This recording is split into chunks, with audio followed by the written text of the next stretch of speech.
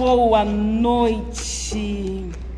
Que palavra de abertura abençoada, Sérgio. Eu fui ministrada com o seu testemunho, encorajada. E eu tenho certeza que todos que estão nos acompanhando, desde o primeiro momento, as palavras de abertura do nosso querido irmão Sérgio, foi tocado, agraciado. E hoje eu creio que o Senhor nos reuniu, vocês aí na casa, no trabalho, enfim, e nós estamos com alguns irmãos aqui na comunidade cristã genuína de Sumaré, nos reuniu para falar sobre restauração. E a palavra introdutória trouxe para mim, Sérgio, essa percepção de restaurar-me, algumas áreas da minha vida e perseverarmos. Amém. Os louvores também, Deus abençoe os meninos que louvaram. Hoje nós tivemos um integrante novo, o Val, aleluia, glória a Deus. Tá crescendo, após o isolamento, o Ministério de Louvor vai estar aqui, ó, bombando. Aleluia. Igreja, hoje eu quero tratar com vocês sobre como vencer a morte espiritual. O nosso encontro, como eu disse e reafirmo, é uma restauração. E antes de entrarmos na aplicação que o Senhor colocou no meu coração nesta noite para dividir com vocês através dessa live, eu quero definir com vocês o significado de morte. Como falar de restauração, começando dizendo como vencer a morte espiritual. E a morte é algo que é muito difícil de lidarmos, porque quando o Senhor nos fez, nos formou, nós não fomos formatados para morrermos, quando Ele nos colocou no Jardim do Éden, mas a morte foi consequência do pecado. E quando falamos de morte, o significado da palavra morte é a interrupção definitiva da vida. E eu quero pensar com vocês, antes da leitura do texto, 3 tipos de mortes. A primeira é a morte física, que é a morte literal, é o fim da vida, que para nós, aqueles que estão com Jesus, aqueles que creem em Jesus, nós entendemos que o corpo ele tomba aqui na terra, mas ele se levanta no céu. Do Novo Testamento ao Antigo Testamento, os profetas, os apóstolos, vão falar sobre a morte. Vou falar sobre a morte.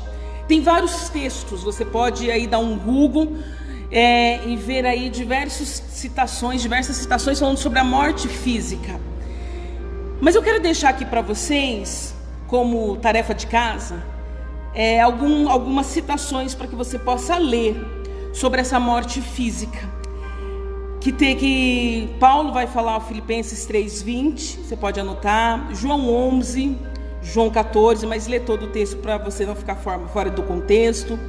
Segunda carta de Paulo aos Coríntios, capítulo 2, verso 9, também vai falar sobre a morte.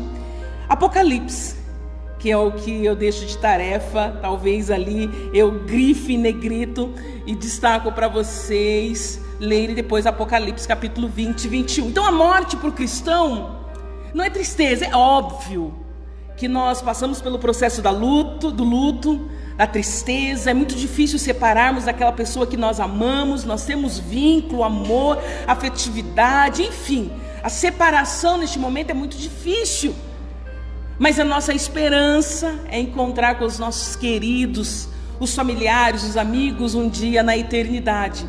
Então, para o cristão consciente, entende que a vida não acaba aqui, ela segue, e segue por toda a eternidade, com um bom pastor, que é Jesus Cristo. Também quero pensar com vocês e levar a vocês a refletirem sobre outro tipo de morte, que é a morte emocional. E claro, quando eu falo morte emocional, eu estou falando de uma linguagem figurada. Simbora que, dependendo do quadro, a pessoa pode até uma morte física, a partir de uma morte emocional. Vem comigo. Quando eu trago essa reflexão sobre esse tipo de morte, eu falo de pessoas que entram numa depressão muito profunda e que não tem mais sentido na vida, que deseja o tempo todo morrer, que não tem mais cores, enfim, aquela pessoa que está se definhando em um quarto escuro, com pensamentos extremamente negativos, não tem mais nenhuma vontade de agir ou reagir a alguns impulsos. Uma depressão profunda.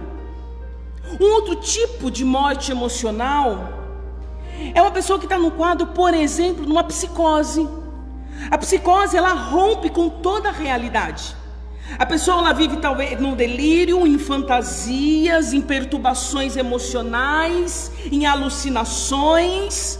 E me perdoe que eu não quero ser ofensiva para os familiares que estão aí com outras pessoas que estão tratando algum ente querido com esses tipos de transtornos emocionais, psiquiátricos. Mas eu quero refletir com vocês. Uma pessoa que tem uma psicose, ela tem transtorno no seu dia a dia. No entanto, precisa fazer uso de medicação, os antipsicóticos. Essa pessoa precisa fazer uma terapia, e o que a gente indica é a comportamental, cognitiva. Essa pessoa, ela precisa fazer uma reeducação no seu dia a dia, que é a psicoeducação. E uma pessoa também nesse quadro que rompe com a realidade, a família precisa também estar em tratamento terapêutico. Então muda totalmente a rotina dessa pessoa. E essa pessoa passa a não produzir coisas reais. É muito difícil lidar com alguém que está num surto psicótico. É muito difícil. Ela sai totalmente da realidade. Ela é aquela pessoa que sai correndo descalça, às vezes sem roupa, sem pentear o cabelo, sem noção da realidade, sem pensar no perigo, e sai andando, sem saber para onde vai, e escuta vozes, sente que está sendo perseguida, enfim. Que hoje eu chamo um tipo de morte emocional, e volto a falar. Essa palavra morte, para este tópico que eu estou levando vocês a refletir, é uma linguagem figurada, que pode causar uma morte física.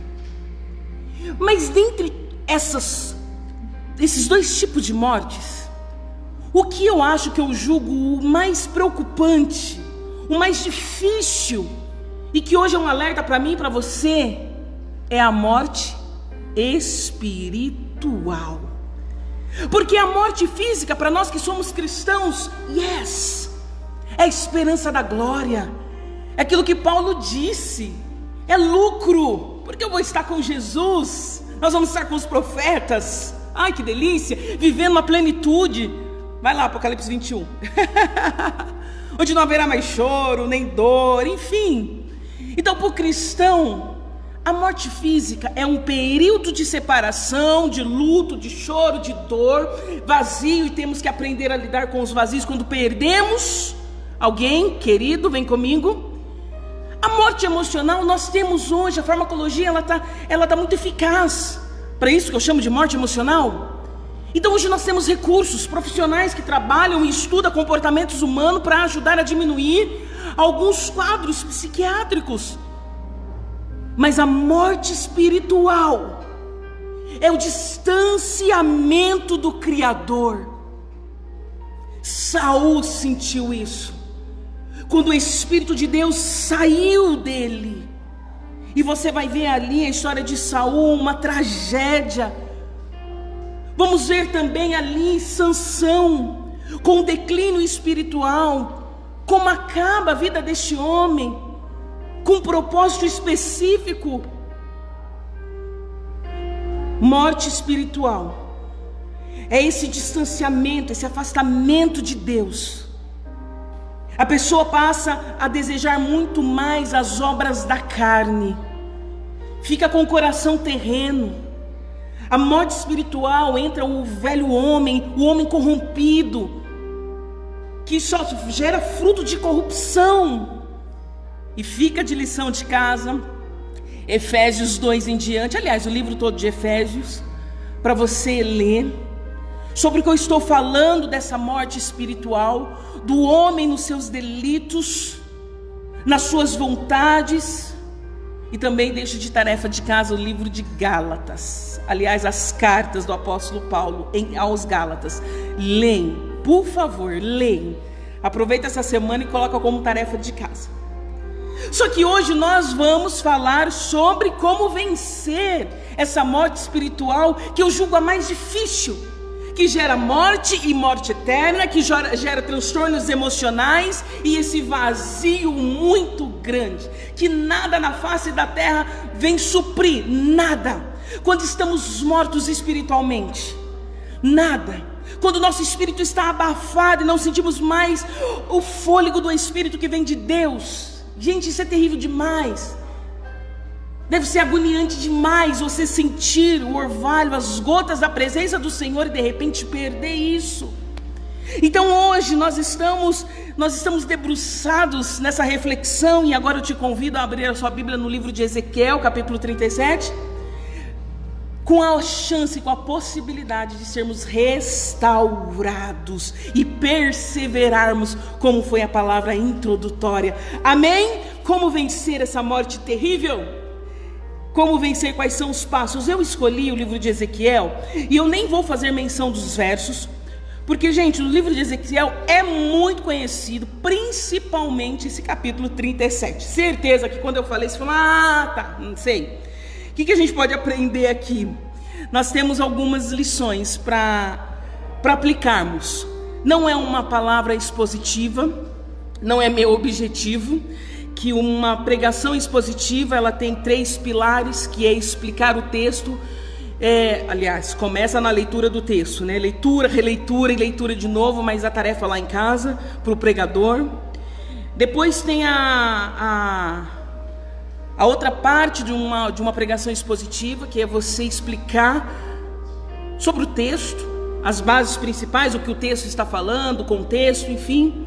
E depois a aplicação. Então, o que eu vou dividir com vocês, eu já vou pular para a aplicação desse texto do livro de Ezequiel, capítulo 37, que é a visão do profeta no vale de ossos secos, conhecida, né? Mas eu escolhi esse texto porque eu vejo aqui o profeta se deparando com a morte, e exatamente como o povo de Israel se encontrava. Eu ia falar, eu disse que ia para aplicação, né? Mas vamos lá, só uma cortina, só um pano de fundo. Mas Israel estava no exílio babilônico e eles estavam se sentindo desprezados, esquecidos por Deus, se sentindo mortos. E o Senhor, Ele leva o profeta em espírito para essa visão. E essa visão é de um cemitério de ossos. E quando veio esse texto na minha cabeça, eu confesso que eu até relutei para trazer nessa live, que eu falei, é um texto tão conhecido, Senhor. Mas o que chamou a minha atenção é, o profeta, ele esteve na frente de mortos. Ele esteve nesse lugar que, com muitos ossos, esse vale, esse deserto, esse cemitério de ossos de pessoas. E volto a dizer, isso foi uma visão do profeta, conduzida por Deus, para mostrar para o profeta como o povo de Israel se encontrava. Mas o que é precioso desse capítulo inteiro, que fala sobre essa restauração, é a outra oportunidade, é a chance que o Senhor estava dando para o povo de Israel, dizendo, eles estão assim, com sentimento de morte, se sentindo sozinhos, eles estão assim, como esses ossos secos e sequíssimos. Porém, a minha palavra é que eu visitarei e restaurarei, e se cumpre. Depois você vai ler o texto é autoexplicativo. Você vai ver a etapa do profeta profetizando sobre aqueles ossos, como você já conhece o texto. E depois de 70 anos, o Senhor então visita o povo que estava no exílio, retira através de uma permissão para o povo voltar então para casa. Uau!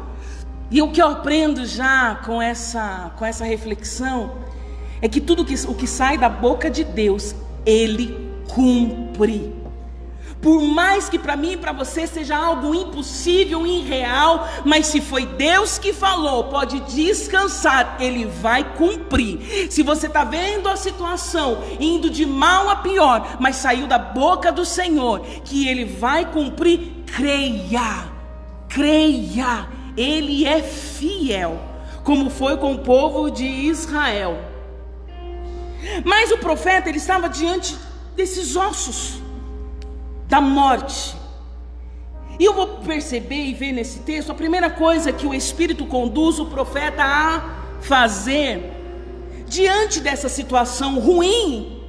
Como eu disse, morte é algo que nós não queremos ouvir, não queremos enfrentar, não queremos falar. Alguns cristãos têm medo de morrer.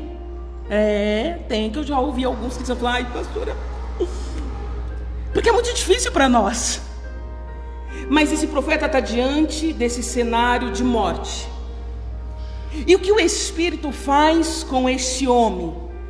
E é isso que eu quero levar a você a refletir.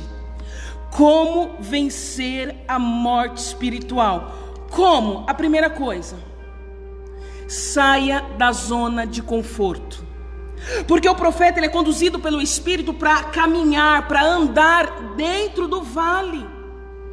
Quantas vezes nós identificamos que nós estamos com distanciamento de Deus, não vivemos mais o que vivíamos no passado, não oramos como orávamos, não cantamos como cantávamos. Nós sabemos, nós temos esse diagnóstico. Como o nosso irmão Sérgio, ele disse na abertura do culto, foi uma palavra que veio ao meu coração e eu percebi: preciso fazer mais. Nós sabemos, principalmente nessa época de isolamento, nós não estamos nutrindo esse relacionamento com o Senhor, porque não temos igreja, não temos um pastor pegando no pé, não temos um líder convocando, e pessoas estão esfriando espiritualmente, e isso é um passo para o precipício chamado morte espiritual. E meu irmão, não queira sentir isso. Uma morte espiritual, ficamos apenas um homem com uma casa interior vazia, como zumbis. Já viu o filme Zumbis? Ficamos assim, zumbis, e praticando obras da carne, para satisfazer a nossa carne. Mas uma notícia: a carne, ela é insaciável. Quanto mais você dá, mais ela quer. Quanto mais você dá, mais ela quer. É por isso que um pecado chama outro pecado, e vai levando um abismo, vai puxando outro abismo. E às vezes nós culpamos e procuramos responsáveis por essa frieza espiritual. E hoje é como vencer. A primeira coisa: chame a responsabilidade para você, puxa para o teu peito e fala: o negócio é comigo. Não é isolamento, não é perseguição, não é questão financeira, não é desemprego, não é a mulher que é chata, não é o marido que é chato, não é o filho que grita. A responsabilidade é minha. Então, primeiro, eu paro de procurar responsáveis pela minha frieza espiritual. Porque quando Deus te chamou no particular, te deu sonhos, palavras, visões, sei lá como Deus te chamou, e Deus dentro da multiforma chama cada um de uma maneira especial. Já diziam em outras lives que Deus às vezes puxa um com mais agressividade, com mais juízo. Agressividade no bom sentido, né? Quando Ele chama, Ele sabe. Quando puxa alguém no anzol dessa maneira. Mas tem outros que chamam numa graciosidade maravilhosa.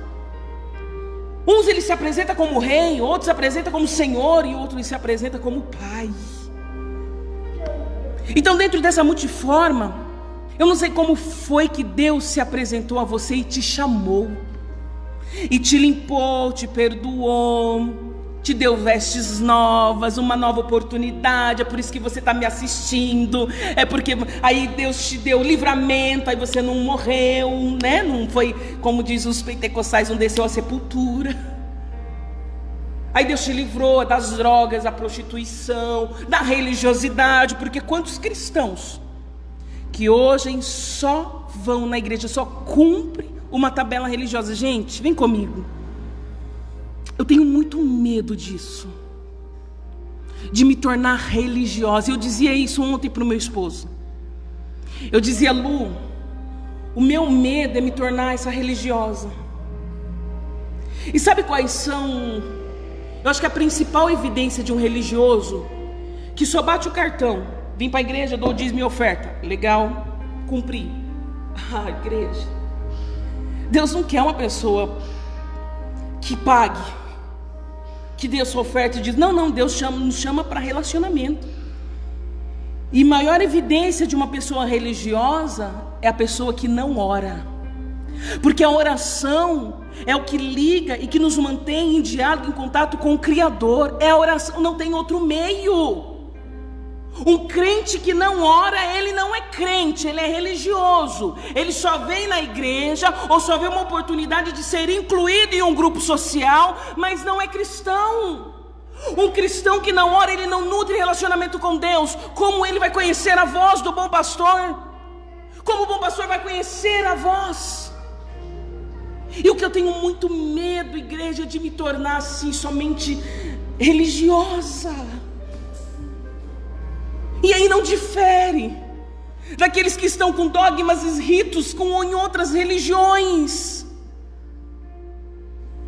Um se batem, outro anda de joelho, outro coloca a cara no asfalto, sei lá o que as pessoas fazem, como se fosse, enfim, se colocam num nível de sacrifício, de tolo, e não tem relacionamento. Como vencer isso?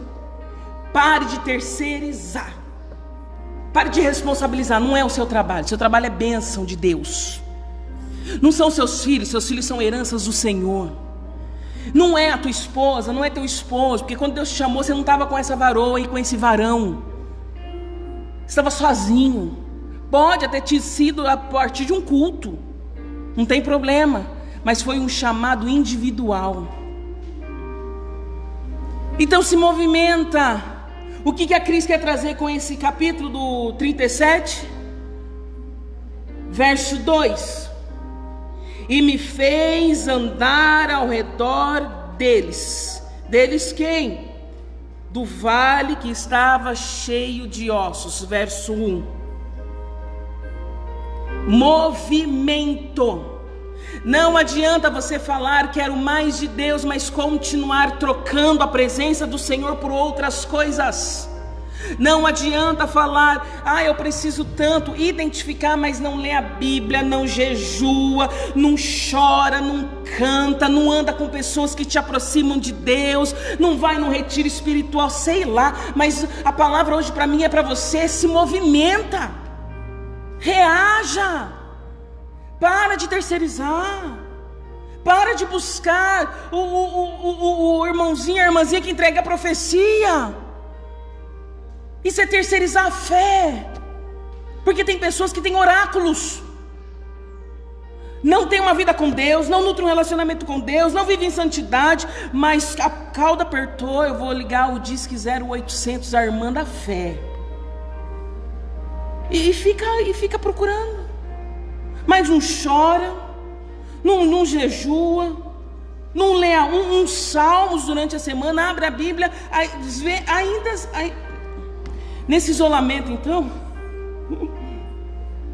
Jesus tem misericórdia de nós.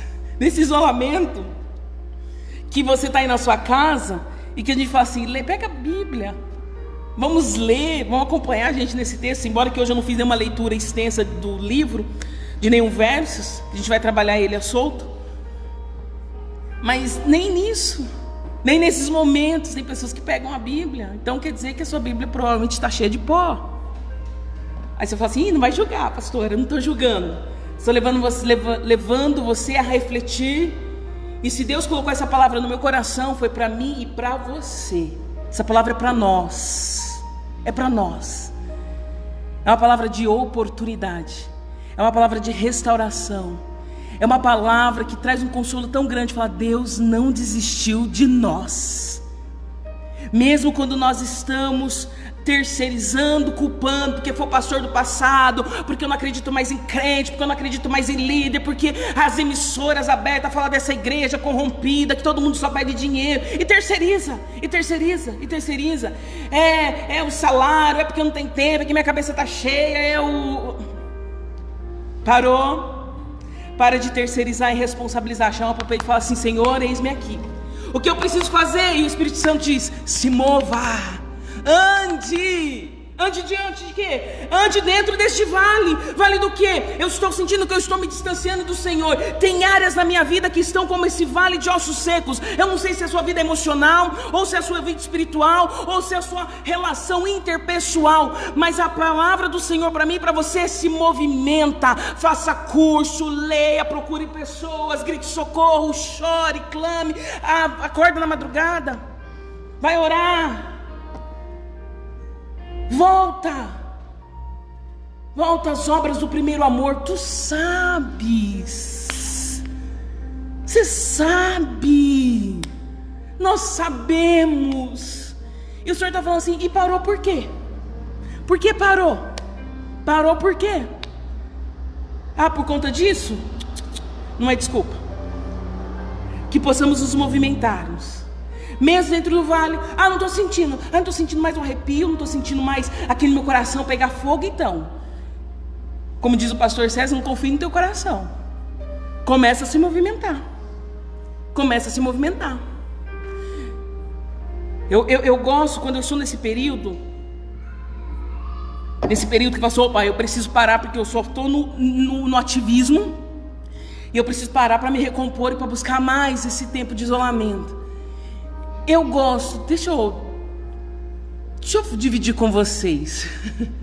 Eu gosto de retiros espirituais, quer dizer, com muita cautela. Hoje em dia a gente tem que saber, né, quem que está formando, quem que é a liderança, enfim.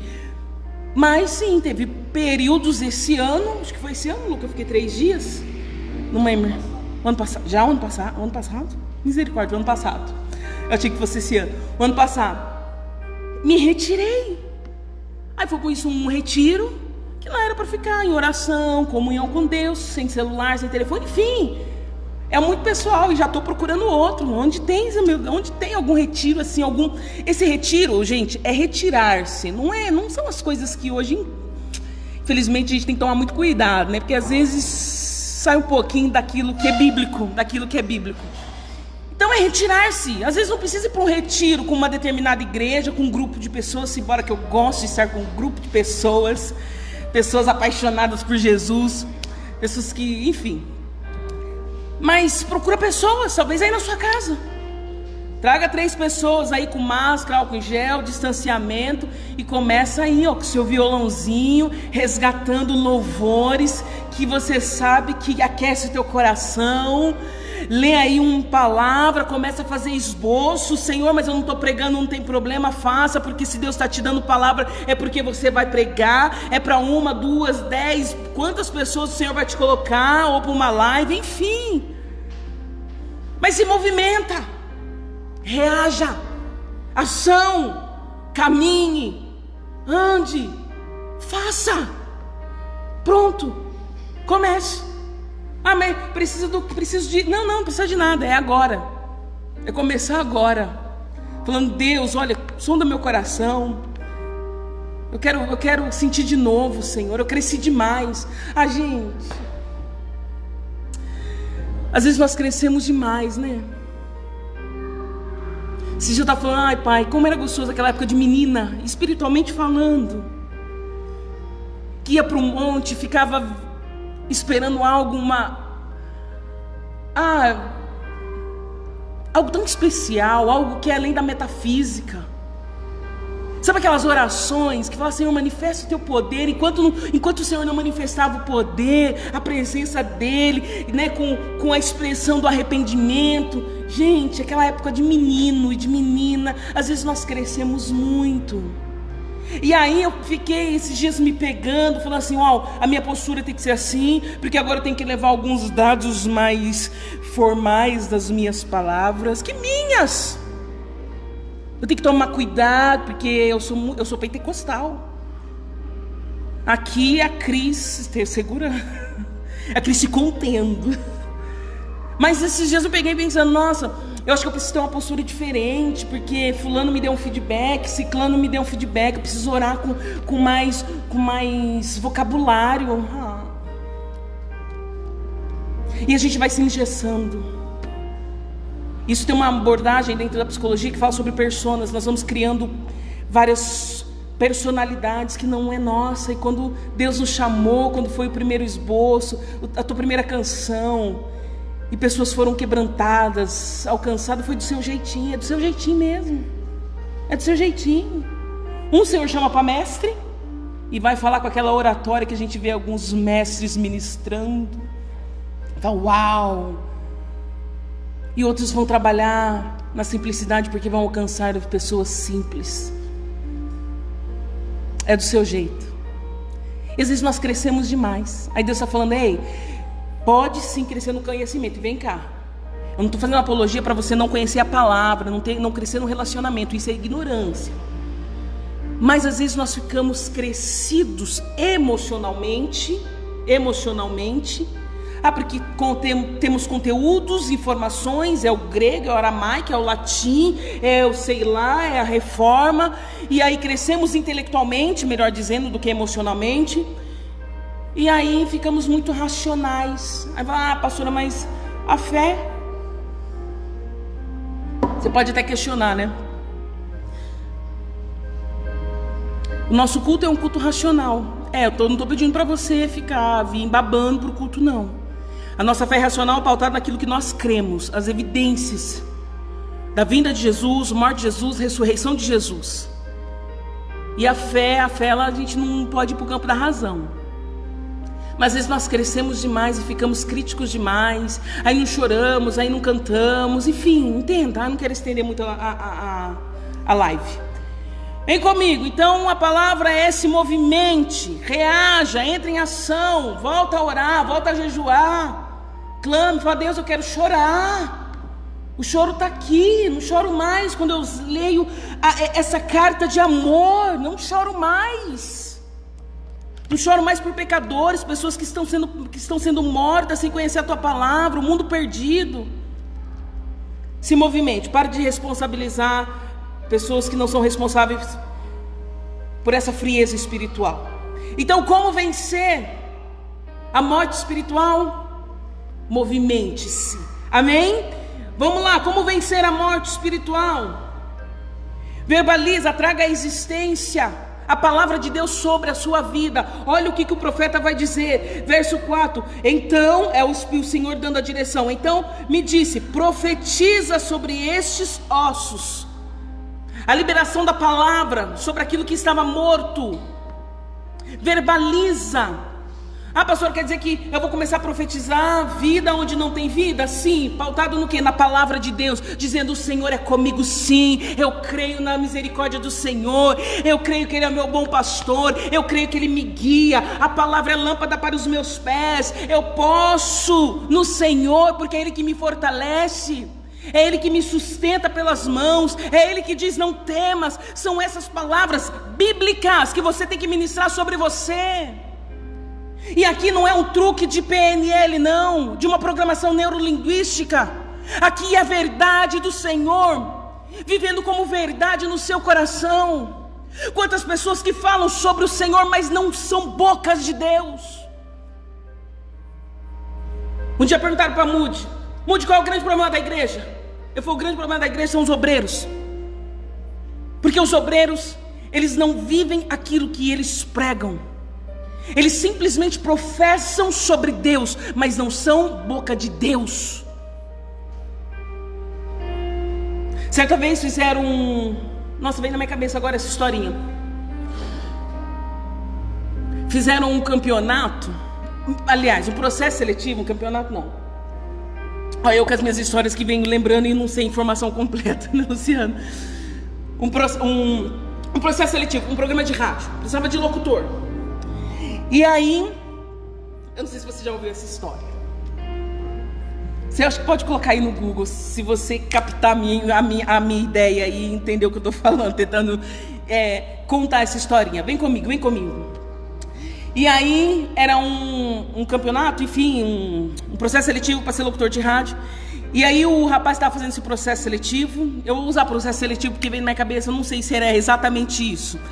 Mas deu uns salmos para ler, a pessoa ia ler, e aí muitas pessoas boas na oratória começaram a ler aquele salmo, aí de repente chegou uma pessoa bem simples e começa a ler aqueles salmos, dizendo, o Senhor é o meu pastor e nada me faltará. E quando ele não tinha nenhuma postura de locutor, não tinha a oratória, a voz, era uma pessoa muito simples, mas ele fez com que todos que estivessem ouvindo caíssem em lágrimas, em choro.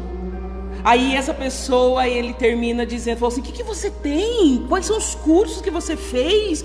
Uau, né? Que é técnica. Ele falou assim, é que simplesmente eu conheço quem escreveu esses salmos. Isso tudo é para resumir a realidade daquele que vive e conhece a Deus. E que vive aquilo que fala, como verdade. e que pregue a verdade, e que ministre a verdade. Mas a verdade tem que estar aqui, cravada nos nossos corações. A verdade de um Deus que liberta, de um Deus que restaura, de um Deus que perdoa, que continua resgatando os pecadores, trazendo caminhos retos para aqueles que estão perdidos. E essa verdade, a partir do que? Essa palavra estando cravada nos nossos corações e na nossa mente e verbalizando. Você está no carro, está verbalizando: o Senhor é o meu pastor, nada me faltará. O Senhor tem pensamentos de paz. Vai verbalizando. Olha o que ele diz para o profeta: profetiza. Profetiza sobre esses vales. Que vale da sua vida que precisa hoje receber uma palavra profética de Deus a partir de você. Vai falando, vai pegando aí citações bíblicas, salmos, vai decorando salmos e vai meditando, que às vezes você não pode estar com a Bíblia lá no seu trabalho, mas você está com ela aqui, ó, aqui, e ó, falando, nutrindo, e aí é meditando, noite e dia na palavra, noite e dia na palavra, noite e dia na palavra. E para finalizarmos, além de profetizar, verbalizar e crer naquilo que você está lendo, naquilo que você está falando, internalizar dentro de você como verdade. Creia que Deus, Ele pode trazer vida para essa alma sequíssima, para esse coração que hoje parece que está tão distante do Senhor. Ele pode trazer a vida, assim como Ele trouxe Lázaro da vida da morte física, assim como Ele trouxe a mulher samaritana que estava numa morte espiritual, emocional, e restabeleceu as emoções daquela mulher.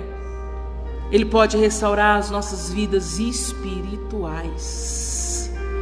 Como vencer a morte espiritual? Creia que o Senhor pode. Olha o que Ele diz no verso 14: e porém vós o meu espírito, e vivereis, e vos porei na vossa terra, e sabereis que eu, o Senhor, disse isso, e o fiz, diz o Senhor. Aleluia! Creia que Ele pode te visitar, pelo poder da palavra dEle, te visitar aí onde você está, com áreas da sua vida que estão assim, ó, como esse cenário, osso seco.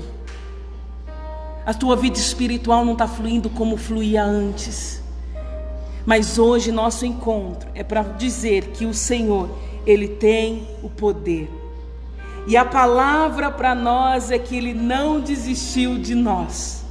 É uma oportunidade de sentir essa presença do Espírito em nós, até o dia de voltarmos para o nosso lar. Bora começar agora? Bora começar buscando ao Senhor agora. Traga memória como você, como cristã, era e como você está sendo. Vamos aproveitar esse momento e orarmos ao Senhor e falar: Deus, eu não sonho mais como eu sonhava, eu não me posiciono como eu me posicionava, não estou experimentando o fruto do Espírito, é pelo contrário, estou indo na contramão. O Senhor não desistiu de nós e nos reuniu nessa live para falar mais uma vez, Ele me chama e te chama. Amém? Vamos orar? Vamos orar? Feche os seus olhos, de verdade. Ah, Jesus,